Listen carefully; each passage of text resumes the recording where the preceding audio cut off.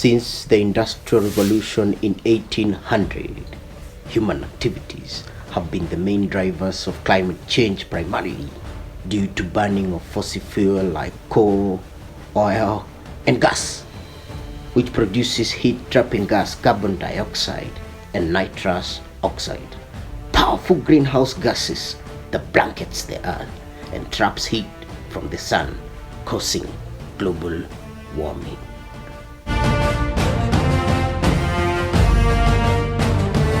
Quad B, UNWA Global, and Think Ocean have come together in coming up with the first prototype of a multi-sport complex constructed using soil, used tires, and recycled plastics.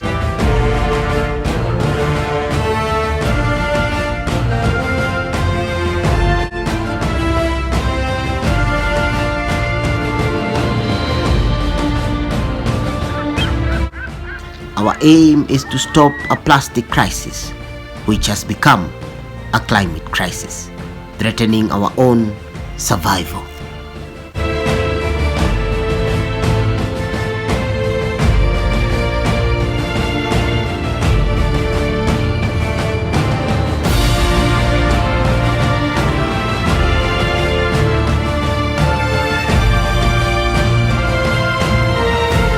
Plastics and tire pollution can alter habitats and natural processes, reducing ecosystems' ability to adapt to climate change, directly affecting millions of people's lives and livelihoods.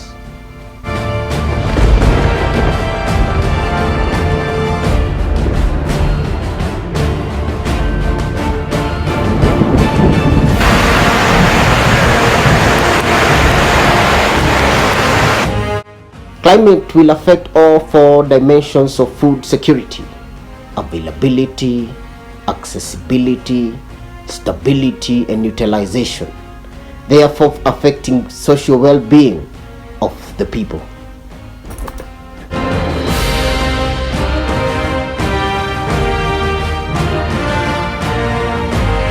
Plastics have become such an entrenched part of our lives. Annual plastic production is 430 million metric tons, out of which only 9% has ever been recycled.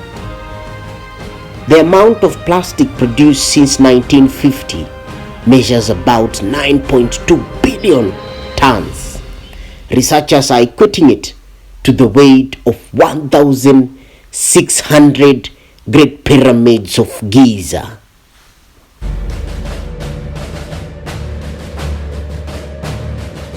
Single-use plastics such as packaging bags, straws, and packaging products are particularly detrimental.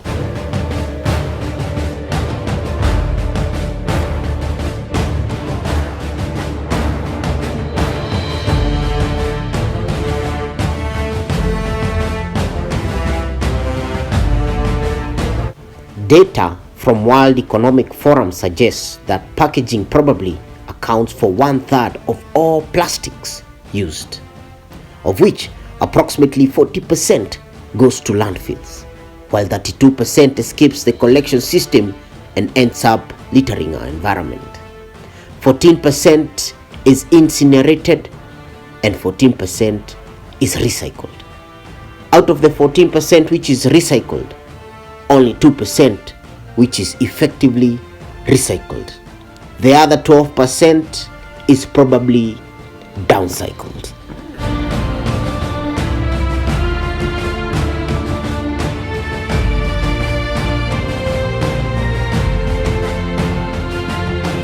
Plastics have a very heavy carbon footprint and a very heavy chemical footprint during production, transportation, decay, and/or incineration. Plastics takes 500 to 1,000 years to decay and emit greenhouse gases at every stage of its life cycle.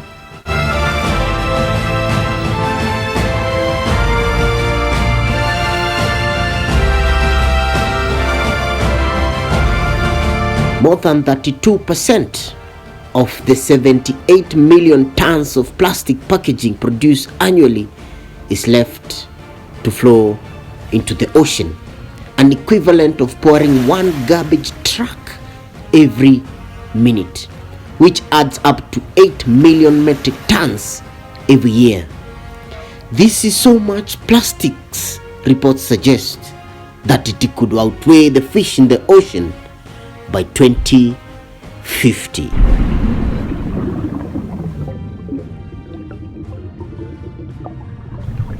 A well-managed and abundant ocean could feed 1 billion people a healthy seafood meal every day forever. This is equal to feeding 20 nations the same population as Kenya a healthy seafood meal every day forever.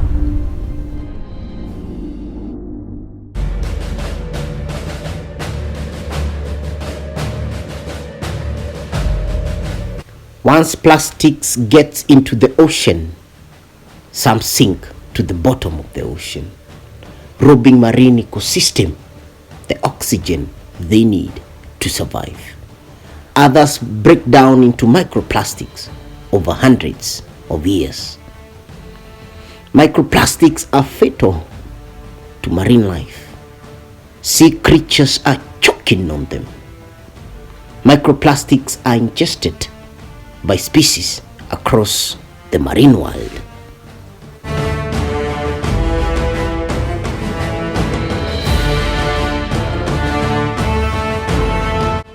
Small fish are mistaking microplastics for food. Small fish are eaten by big fish, and big fish are eaten by humans. Plastic is in the food we eat, the water we drink, the air we breathe, the honey we love, the beer we drink. Plastics is in our salt. Plastics is everywhere.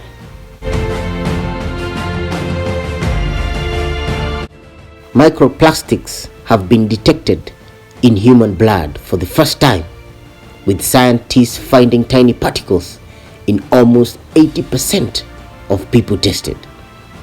This discovery shows that particles can travel around human bodies and may lodge in organs.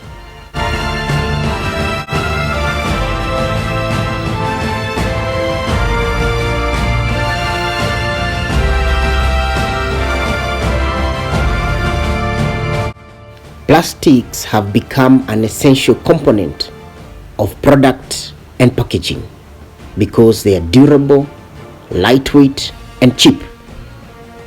Though they offer numerous benefits, plastics originate from fossil fuel and emit greenhouse gas from cradle to grave. Report projects that the plastic industry shall be responsible for 1.34 billion tons of greenhouse gas emission annually by 2030, about equal to the emission of the entire continent of Africa today. Plastics are responsible for roughly 4.5% of global greenhouse gas emission, and this is why plastics cannot be ignored. If plastics was a nation, it could be the 5th largest emitter of greenhouse gas in the world, after China, United States, Russia, and India.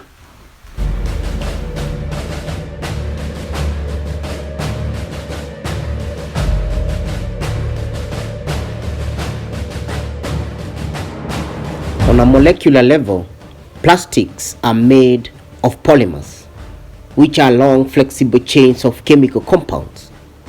This structure allows plastics to be molded into different shapes, especially under heat and pressure.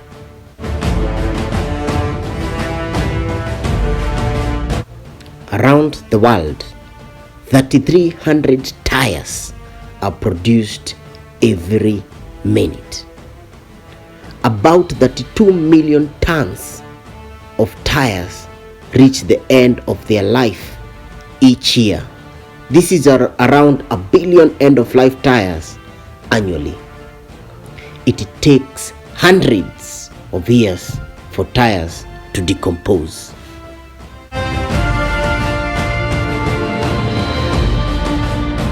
Together, we can make good use of throwaway plastics and use tires. Let us stop plastic pollution from wrecking our climate.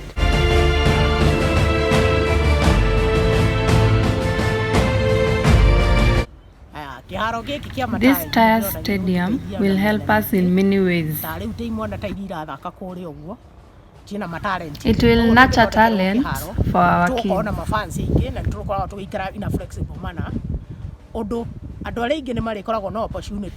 Like me, I'll have the opportunities to sell my goods.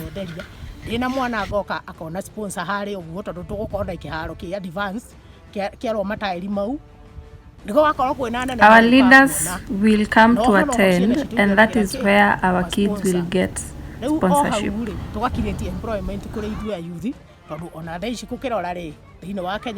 It will create a lot of job opportunities.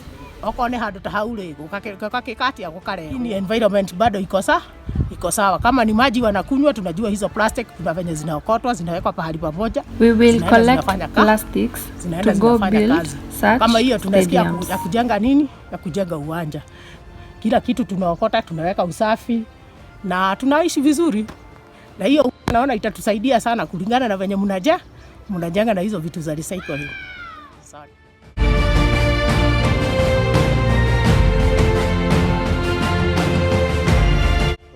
My name is Steve Cheroge. I play basketball in Nyeri Technique. We don't have even one community court, which leads to even time wastage where people almost use drugs.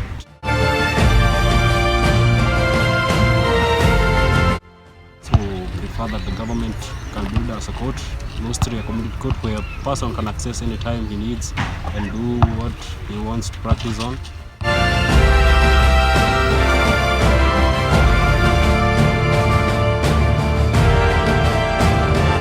My name is Kevin Itaka Moregi. I'm a basketball player, whereby we have shortage of courts, whereby we have a project that uses waste materials like plastic and tires, which will help us to create employment and to nurture talents. I'm Purity, I'm a basketball player, and having a community basketball court made out of recycled plastics and tires is going to help us and also our environment in that we're going to reduce the amount of littering around our compounds, around our areas, and also it's going to reduce the amount of greenhouse gases that are being emitted into the air, which can also lead to global warming in our country. She's capable of making, but there's just something very special about this young woman. Going for that like that, the horn!